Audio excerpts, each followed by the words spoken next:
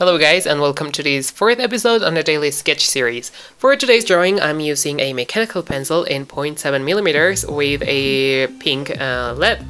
I actually got these LEDs from a shop on eBay. I don't remember the name of the shop, but it was located in Asia, maybe China. Most likely China, because you know, all the stuff actually comes from China nowadays.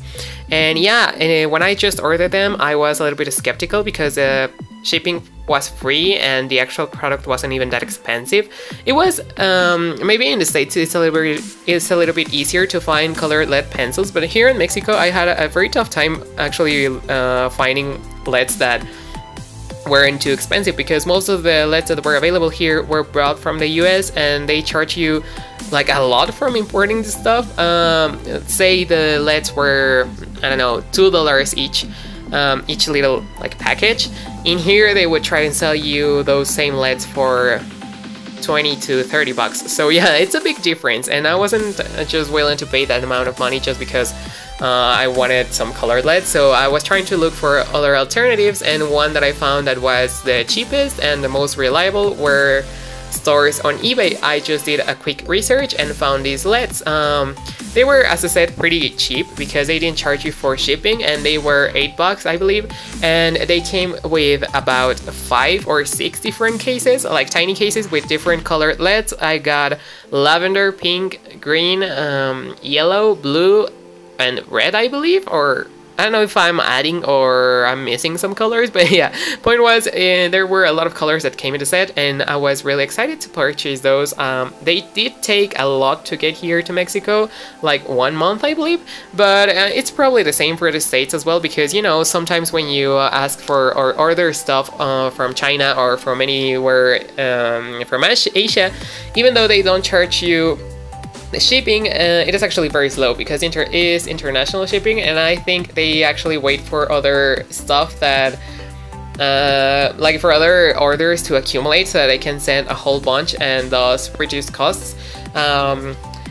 And that's why I think it's so slow. But yeah, once they came in, I was very happy with the quality of the LEDs. The only problem that I see with them is that they are not very easy to build up.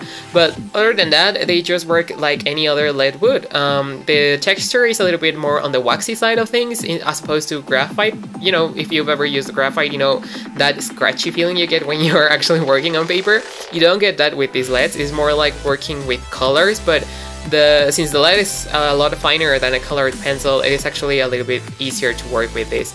I like using a 0.7 millimeter as opposed to a 0.5 millimeter pencil to sketch, because I just believe that, especially when I'm doing a little bit bigger sketches, and that's just because I feel like it's easier with the 0.7 millimeter lead to actually get a little bit more bold lines as opposed to what you get with an 0.5 millimeter lead.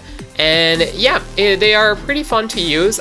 So far I've only tried the pink one, but I guess they work great if you actually want to add colors to your pieces, because sometimes when you're using graphite, it can be a little bit tricky, because if you're not careful enough, the paper ends up picking up a lot of graphite on it, and then if you try and erase it, you also run the risk of getting rid of the tooth of the paper, which is never good if you're planning on using either colored pencils or pastels.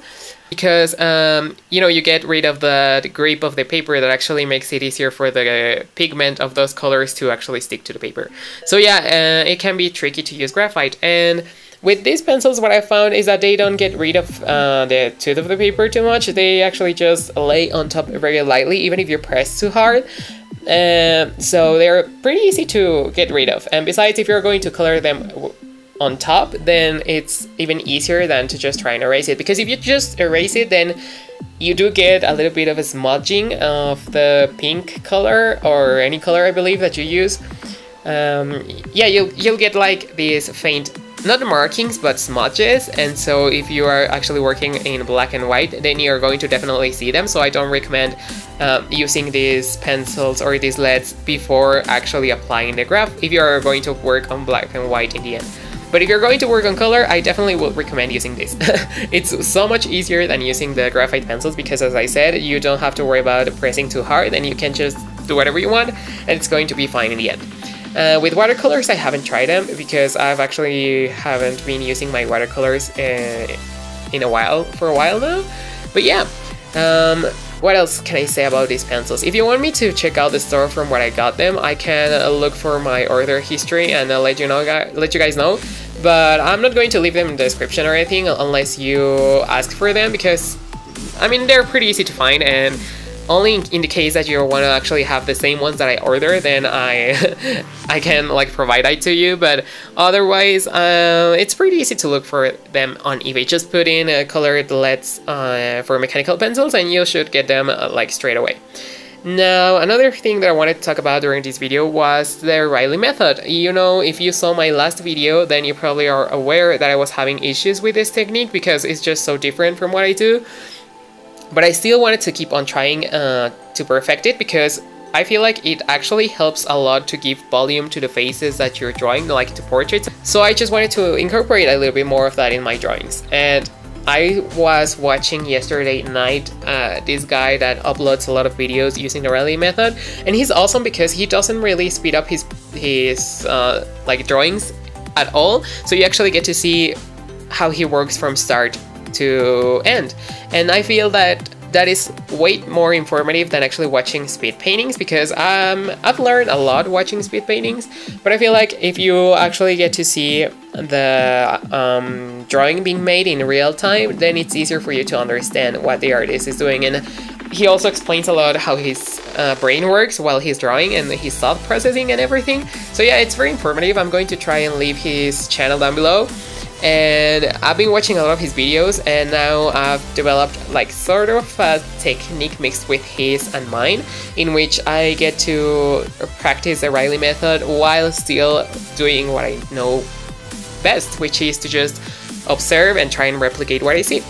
And yeah, that was the case with this drawing. I also found out that it's easier if you actually start trying to, like, if you start your portrait with the gap between the eyebrows. I know it's a weird thing to say, but yeah, just measure the distance between the two eyebrows and try to start from there so that you can get the width of the nose first before you put any other features in. And this is actually easier than actually using or starting with the eyes, which is what I used to do.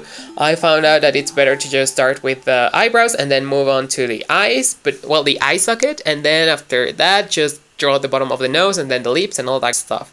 As for the Riley method, what I did use it for in this drawing was to just measure everything and make sure that all of my proportions were okay, which is just measuring like the distance from the forehead to the hairline, and then from the top of the eyebrows to the bottom of the nose, and then from the bottom of the nose to the top of the mouth, and stuff like that. So yeah, that's about it for this video, and I hope you enjoyed it. I hope that this wasn't too rambling, because I am trying not to edit my audio, so if you see me struggling a little bit, it's just because I get distracted very easily, and since I'm not doing anything but recording voice right now, it's kind of hard to stay focused. So yeah, thank you for watching, and I'll catch you in the next one.